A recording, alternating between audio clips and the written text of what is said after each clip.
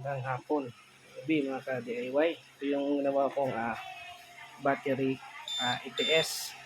Ito ay 80 ampere na heavy duty relay, yung sa ka-relay po. Ito yung gamit natin is UPS, saka yung loob niya ilaw.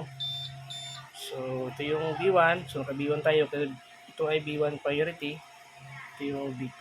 So ito yung gamitin natin na mag-trigger sa low voltage LVD. So ngayon susubukan natin. Example, nag-LVD o nag-low voltage, disconnect yung B2, B1. Lipat yan sa B2 na walang interruption. Yan po.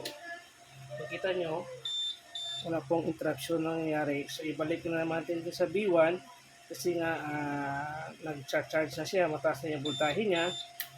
Yan po. So makita nyo, wala pong interruption na nangyayari. Yan.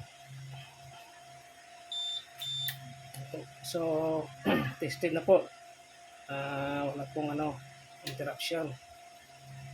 So ito ay ano ko muna, sa akin muna to.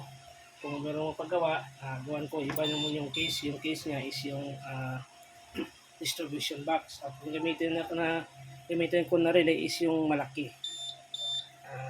Para po maganda.